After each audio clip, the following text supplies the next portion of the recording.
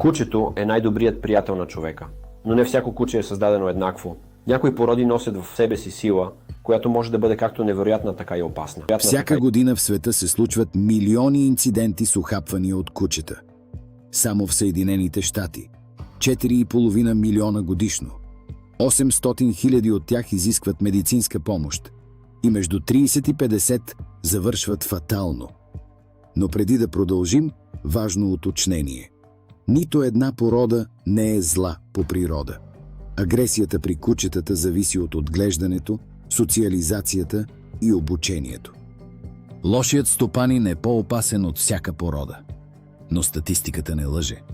Някои кучета имат физическата сила да причинят сериозни щети. И точно за тях ще говорим днес. Ето ги. 10 най-опасни породи кучета в света. На 10-то място – аляски маламут. Може да изглежда като голямо, пухкаво плюшено мече, но не се заблуждавайте. Маламутът е създаден да тегли шейни през ледените пустини на Аляска.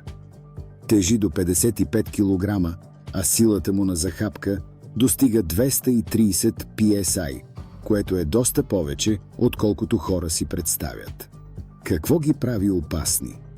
Маламутите имат силен хищнически инстинкт. Те са своенравни, упорити и трудни за контролиране, особено ако не получават достатъчно движение. Когато се отекчат или се почувстват застрашени, могат да реагират агресивно, особено към деца и по-малки животни. В САЩ маламутите са замесени в множество сериозни инциденти, включително фатални нападения. Пухкавата козина крие звяр, създаден за оцеляване в най-суровите условия на планетата. Номер 9. Доберманът. Елегантен, бърз и смъртоносно ефективен. Създаден през 19 век от данъчния събирач Карл Фридрих Луис Доберман, тази порода е буквално проектирана да бъде перфектното охранително куче. Доберманът тежи до 45 кг и има сила на захапка около 245 PSI. Но истинската опасност не е в челюстта, а в скоростта. Доберманът е едно от най-бързите кучета в света. Когато реши да нападне, жертвата рядко има време да реагира. Военните и полицията по целия свят използват добермани. Те са изключително интелигентни. Пети по интелигентност сред всички породи. Но тази интелигентност означава, че ако стопанинът не е на ниво, кучето бързо поема контрола. А доберман извън контрол е нещо, което не искате да срещнете. 8 място. Сибирското хъски. Да, онова синеоко красавче, което всички споделят в социалните мрежи. Хъскитата изглеждат невинни и приятелски. И повечето от тях наистина са. Но ето какво мнозина забравят. Хъскито е на половин крачка от вълка. Генетично той е една от най-близките до дивите вълци породи. Хъскитата имат изключително силен хищнически инстинкт. Те не нападат от злоба. Нападат, защото инстинктът им казва, че малкото, бързо движещо се същество е плячка. Затова повечето инциденти с хъскита включват деца. Те са създадени да бягат и когато избягат, ловуват. Силата им на захапка е около 320 PSI. Те се нуждаят от огромно количество физическа активност и ако не я получат, разрушителното им поведение е неизбежно. Красивото синеоко хъски не е играчка. То е работно куче с инстинкти на хищник. На 7 място – преса канарио. Или както го знаят в Испания – перо де преса канарио. Кучето от Канарските острови, което е забранено в повече от дузина държави. Тази порода тежи до 65 кг чисти мускули. Силата на захапка – 540 PSI. За сравнение, лъвът захапва с 650. Преса канарио е на разстояние от една захапка от царя на джунглата. Създадено е като пазач на добитък и бойно куче. Именно тази комбинация го прави толкова непредвидимо. Преса канарио е териториално, доминантно и подозрително към непознати.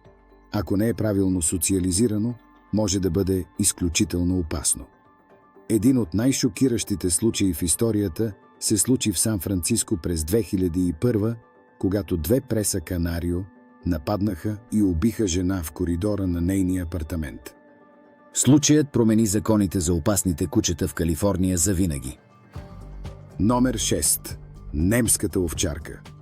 Кучето, което асоциираме с полицията, армията и Рин Тин Тин. Това може да е изненада за мнозина. Немската овчарка е едно от най-популярните семейни кучета в света. Но именно заради популярността си, тя участва в огромен брой инциденти. Статистиката е категорична. Немските овчарки са отговорни за около 4,2 на 100 от фаталните нападения в Съединените щати. А също така и над 11% от всички регистрирани ухапвания. С 238 PSI сила на захапка, те могат да причинят сериозни наранявания. Но истинската опасност идва от тяхната защитна природа. Немската овчарка е програмирана да пази. Ако реши, че нейното семейство е в опасност, реагира. И реагира бързо, решително и с пълна сила. Те са невероятни, когато са добре обучени. Но необучена или зле социализирана немска овчарка е като заредено оръжие без предпазител. На пето място – Кане Корсо, италианският гладиатор. Ако видите Кане Корсо на живо, първото нещо, което ще забележите, е масата. 110 кг мускули, опаковани в тяло, което се движи с изненадваща грация. А после идва захапката. 700 PSI, повече от лъв, повече от повечето хищници на планетата. Кане Корсо произлиза от древните римски бойни кучета – молосерите. Римляните ги използвали на бойното поле. Буквално в битки. Когато една порода е селектирана хиляди години да бъде оръжие, резултатът е впечатляващ и страшен. Днес Кане Корсо е популярно охранително куче. Те са изключително лоялни към семейството си. Но непознатите – друга история. Кане Корсо не дава втори шанс. Ако реши, че сте заплаха, действа. И с тези челюсти действието е опустошително. Четвърто място – Тоса Ину. Японският боец, за когото повечето хора никога не са чували. И може би е по-добре така. Тоса Ину е единственото куче в света, специално създадено за японските кучешки битки. Но за разлика от западните кучешки боеве, в Япония правилата са различни. Кучетата не трябва да ръмжат, не трябва да показват агресия. Трябва да побеждават тихо, мълчаливо, с чиста сила. Резултатът? Куче, което тежи до 90 кг, а големите екземпляри достигат 180. Куче, което не предупреждава преди да нападне. Тоса Ину е забранено в Обединеното кралство, Австралия, Дания, Норвегия и много други държави.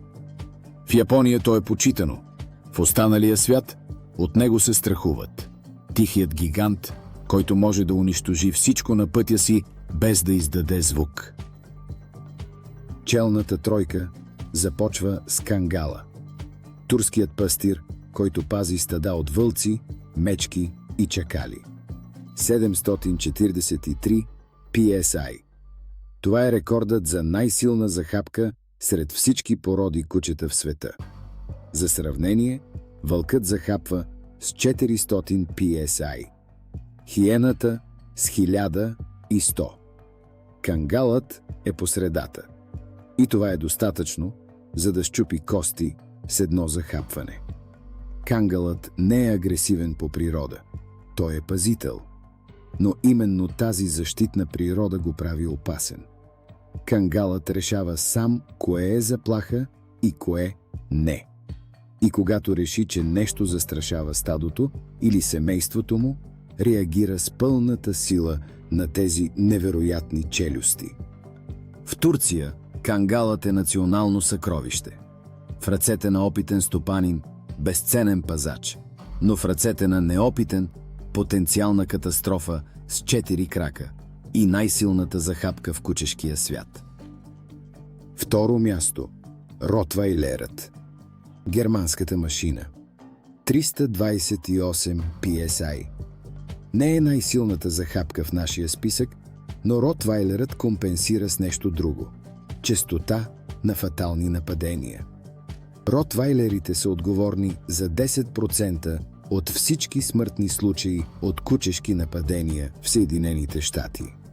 Ротвайлерът е създаден в Германия като месарско куче.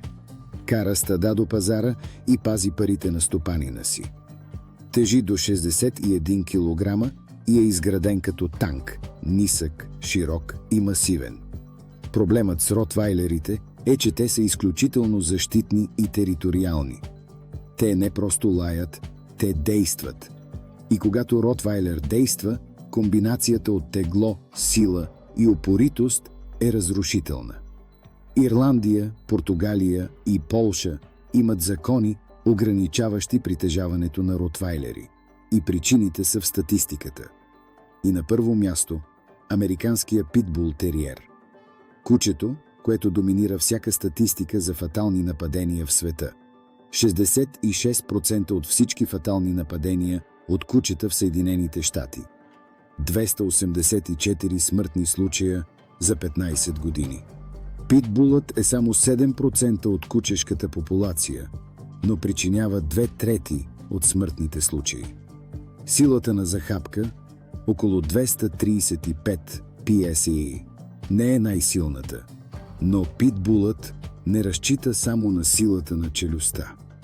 Начинът, по който напада, е уникален. Захапва, задържа и тръска. Не пуска. Други кучета хапят и отстъпват. Питбулът хапе и не пуска, докато не завърши задачата си. Създаден е за кучешки боеве. Селектиран е за геймнес. Упоритостта да продължава да се бие, дори когато е ранен. Това е качество, което го прави смъртоносен. Но ето и другата страна.